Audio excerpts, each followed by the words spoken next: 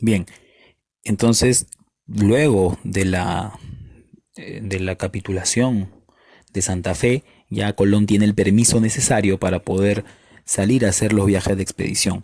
Son cuatro los viajes. En el primer viaje sale de Puerto de Palos, llega hasta San Salvador, Haití y Cuba en 1492, que es el año, como les digo, entre comillas, del descubrimiento de América.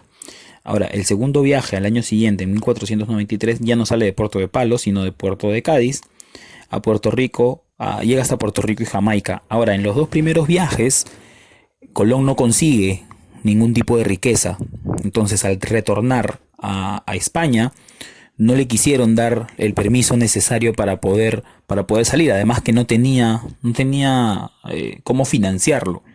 Ahora, también se ha romantizado mucho el hecho de que los conquistadores, o los que salían de viajes de expedición, eran unas personas pues analfabetas, que no tenían conocimientos, quizá no eran, digamos que educados académicamente hablando, no eran muy educados, pero en cuestiones de estrategia sí. O sea, Pizarro, por ejemplo, era un estratega, no se estaba yendo a la de Dios, por así decirlo, no se estaba yendo sin saber, él tenía una estrategia, o sea, ya sabía que Cortés había invadido lo que actualmente es México, y él iba con una idea, entonces, y además que él estaba formado como estratega, como soldado para poder hacer estos viajes de expedición, no era tampoco una persona eh, una persona sin experiencia, una persona sin ningún tipo de formación. Tenía formación en guerra. En eso sí tenía formación. Académicamente hablando, no, obviamente. Pero él y las personas con las que él vinieron, porque tampoco hay que restarle mérito. A veces romantizamos el hecho de decir que todos los españoles que vinieron acá eran pues incultos, eran, ¿no? Pero esos son los hechos. Esos son los hechos. Tampoco hay que restarle la estrategia que tuvo y el gran manejo que también tuvo para poder, obviamente aprovechó lo que estaba pasando en el Tahuantinsuyo en ese momento. Pero eso ya no es culpa de él. Él simplemente aprovechó y, y aplicó su estrategia. Bien, el tercer viaje no se da hasta 1498. Estamos hablando de Colón. Todavía no llegamos a Pizarro. Hasta 1498, que sale del puerto de San Lucas y llega, ahí sí llega hasta Sudamérica, llega hasta el río Orinoco en Venezuela. Aquí sucede que Colón y sus navegantes se apropian de las rentas y los apresan. Los apresan, pero la reina Isabel en el cuarto viaje le permite nuevamente, le consigue financistas, porque en el tercer viaje también lo hizo. Y en 1502 ya es el último viaje de Colón, que sale de Puerto de Palos, llega hasta Centroamérica. Pero ya una vez que Colón regresa, la reina Isabel había fallecido. España y Portugal se comienzan a pelear por las tierras y el Papa Alejandro VI hace un tipo de acuerdo, pero este acuerdo, bueno, no fue un acuerdo, él fue el que determinó cómo iba a ser el repartimiento de tierras, el cual favorecía a España. Portugal no se queda contento y quiere negociar directamente con España. Ahí firman el Tratado de Tordesillas, en el cual se reparten las tierras.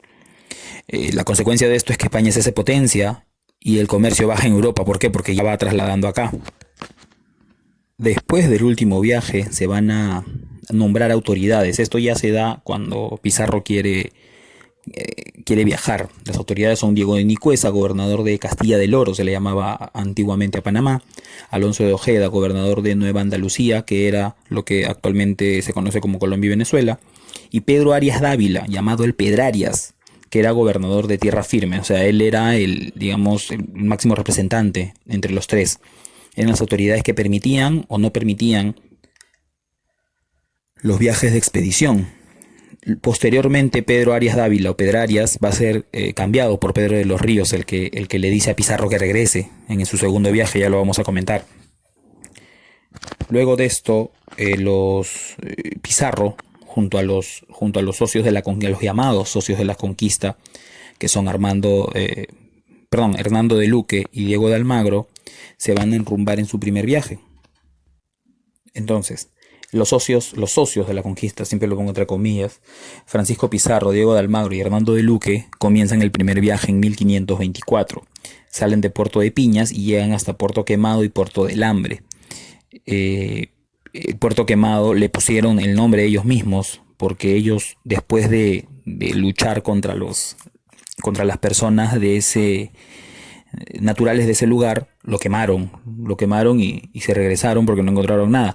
Vale recargar que en Puerto del Hambre, por ejemplo, cuando también pelean con personas naturales de ahí, Diego de Almagro pierde un ojo, entonces estaba pues en una situación más débil, obviamente, que Pizarro. No encontraron nada, así que tuvieron que regresar, así como a Colón, no lo quisieron volver no le quisieron renovar la confianza en cuanto a volver a salir. A Pizarro tampoco. Tuvo que encontrar financistas para 2 años después, en 1526, salir. Justo en ese segundo viaje es en el que se va a dar la situación más apremiante, la situación más complicada entre los tripulantes y los socios de la conquista. Tú habrás escuchado la isla de los 13 del Gallo, o lo que pasó en la isla de los 13 del Gallo. Acá vemos la imagen. Los tripulantes ya estaban cansados porque venía de varios meses de haber navegado y no encontrar nada. A Pizarro le avisan en una de estas conversaciones con los naturales de esos lugares.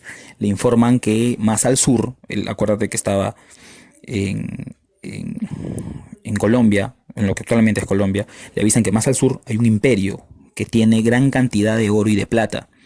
Entonces Pizarro quiere regresar, pero acuérdate que el gobernador de tierra firme era Pedrarias. Pedrarias ya no está, ahora está Pedro de los Ríos, y Pedro de los Ríos envía a Juan Tafur, que es otro general, a que los haga regresar, porque ya no le salía a cuenta, vamos a decirlo de esta forma, ya no iban a tener más financistas. Entonces los viajes de expedición estaban hasta ese momento siendo un fracaso, porque en el primer viaje no había encontrado nada. Entonces Pizarro hace una marca en la arena con su espada y les dice prácticamente, obviamente con otras palabras, que los que se queden del otro lado de la línea pueden regresar a Panamá a ser pobres. Los que crucen esa línea vengan conmigo más al sur, que serán ricos. Entonces, después de este acto de Francisco Pizarro, 13 personas cruzan esa línea y los demás se van con el general Tafur. Ahí Francisco Pizarro obviamente está desafiando la autoridad, porque la autoridad era Pedro de los Ríos y era una persona legitimada por el gobierno español. A Pizarro literalmente no. A Pizarro metafóricamente le llega y se va a Sudamérica a buscar, porque él estaba convencido que ahí había oro, había plata, había todo lo que la corona española le pedía. Él había enviado a Almagro por refuerzos, regresa, llegan hasta Tumbes. Entonces, al llegar a Tumbes, se da cuenta de todo lo que le habían dicho, de que todo lo que le habían dicho era verdad. Ahí digamos que reclutan a este indio al que ellos bautizan como Felipillo, para que sea su traductor. Pizarro regresa a España a negociar con los reyes, y lo que él obtiene es ser gobernador de Nueva Castilla, lo que actualmente es el Perú, y el sueldo de 750.000 maravedíes, que era la moneda de ese tiempo. Pizarro hace un negocio obviamente a su conveniencia, y en cuanto a Almagro solamente consigue el título de alguacil, 300 maravedíes, y en el caso de Hernando de Luque lo nombran protector de indios. Entonces esto va a generar ciertos tipos de disputas entre Pizarro y Almagro, pero más adelante todavía, porque el objetivo era conquistar el imperio de los incas. Bien, entonces Pizarro regresa, pero no sin antes llevar a sus hermanos. Obviamente él necesitaba gente de su confianza. Lleva a Gonzalo y Hernando Pizarro y a su hermano Martín de Alcántara. Los lleva con él allá al imperio de los incas, y ahí se viene el tercer viaje. En el tercer viaje llegan hasta Piura, reciben obsequios de las personas. Aquí hay que recordar el mito del dios Viracocha. Acuérdate cuando estábamos hablando de los incas, el dios Viracocha volvería del mar. El dios Viracocha es blanco. El dios Viracocha tiene barba blanca. Los españoles eran blancos, tenían barba blanca y venían del mar. Además que tenían caballos y tenían unas armas que a los indios los sorprendían, porque nunca habían visto en su vida un cañón, nunca habían visto un caballo. Aquí solamente había camélidos. Entonces eso los hace pensar que es una que es el retorno del dios Viracocha. Fundan San Miguel de Tangarará, lo que es actualmente San Miguel de Piura, y aprovechan esta guerra civil. Acuérdate que en el Tahuantinsuyo nos quedamos justo en la guerra civil cuando Huáscar y Atahualpa están enfrentándose. Eh, Pizarro había llegado con 180 hombres, en el Imperio de los Incas eran 9 millones de personas. Entonces Pizarro aplica lo mismo que aplicó Cortés con los aztecas, la táctica divide y vencerás. Se informa que el Inca, pues obviamente, tú ya lo sabes por la clase anterior, no era el más democrático de todos los gobernantes. Entonces aprovecha, por ejemplo, los huancas, los chancas, los cañaris, los tayanes, se van con Pizarro porque él les ofrece la libertad y les ofrece mejores condiciones. Aplica la táctica divide y vencerás y lo primero que hace Pizarro es informarse de dónde está Atahualpa. Atahualpa está en Cajamarca, él está desprotegido, está en una situación muy tranquila. A Atahualpa le avisan y le dicen: Atahualpa, han venido 180 hombres blancos y con armas y todo eso. De Atahualpa no lo dice así, ¿no? Pero prácticamente dice: pasa nada, acá estamos, no sé qué. Y Atahualpa estaba totalmente desprotegido. En un descanso estaba él en Cajamarca, en los baños termales. Entonces Pizarro, con sus hombres y con mucho miedo, porque hay cartas, hay crónicas de los españoles escribiendo que ya se estaban despidiendo de sus hijos y de sus mujeres, van a Cajamarca a combatir. Ellos no pensaron en ningún momento que iban a atrapar a Atahualpa.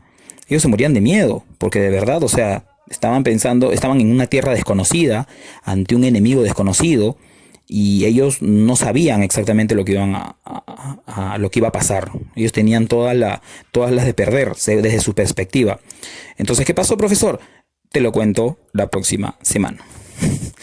Lee un poco y ya la próxima semana estamos con la continuación de esta clase. Cuídate. Chau.